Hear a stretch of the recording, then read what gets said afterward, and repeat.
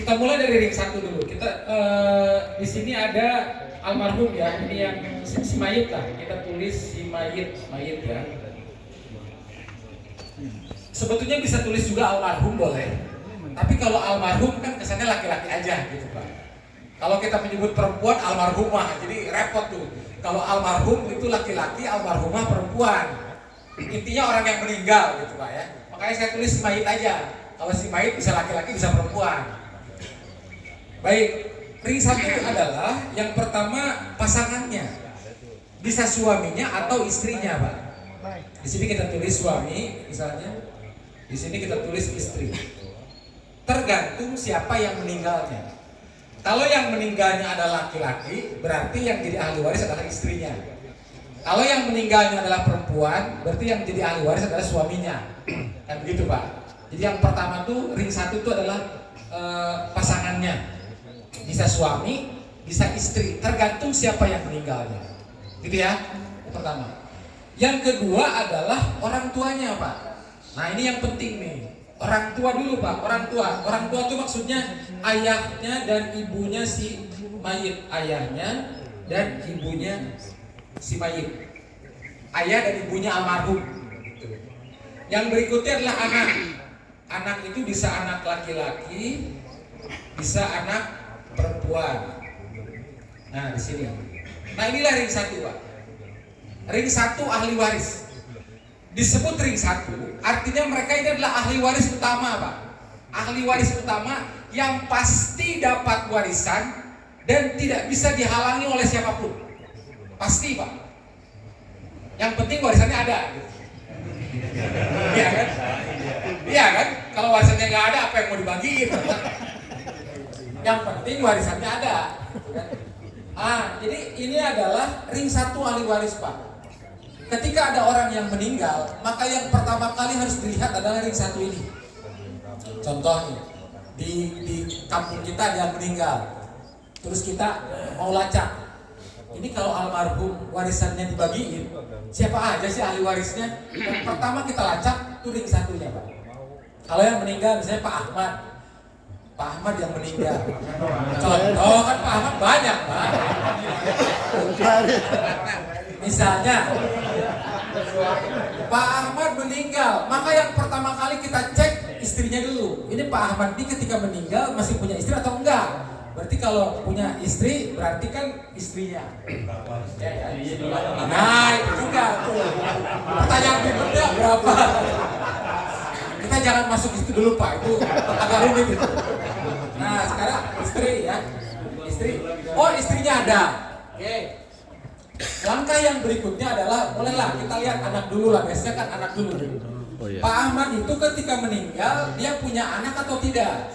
Kita cek itu, karena istri, anak itu ring satu itu. Oh ternyata Pak Ahmad punya anak laki-laki satu orang, anak perempuan satu orang, ada tuh. Nah terus jangan lupa cek juga ayah dan ibunya, Pak. Ini yang sering terlewat. Ini ayat Quran loh, Pak. Ayat Quran, Pak. Jadi ketika ada almarhum meninggal, itu perlu dicek juga, wajib Pak, diperiksa apakah ayah dan ibunya almarhum itu masih ada yang hidup. Jadi kita itu kebanyakan ya Pak, nyangka yang namanya warisan itu dari atas ke bawah aja. Jadi kalau ada orang meninggal, yang dicek tuh anaknya berapa orang, gitu doang. Anaknya berapa orang, cucunya berapa orang.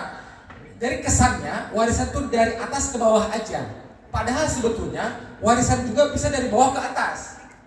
Anaknya yang meninggal, ayah dan ibunya bisa dapat warisan. Oh itu ayat Quran, Pak. Kalau ayah ibunya nggak dikasih warisan, dosa. Kenapa? Karena ini ayat Quran. Itulah sebabnya ketika ada pertanyaan begini, Pak, gimana kalau ada kasus ada seorang bujangan atau gadis meninggal? Yang namanya bujangan berarti kan belum punya istri, belum punya anak. Yang namanya gadis berarti belum punya suami, belum punya anak. Terus meninggal dan mereka banyak hartanya.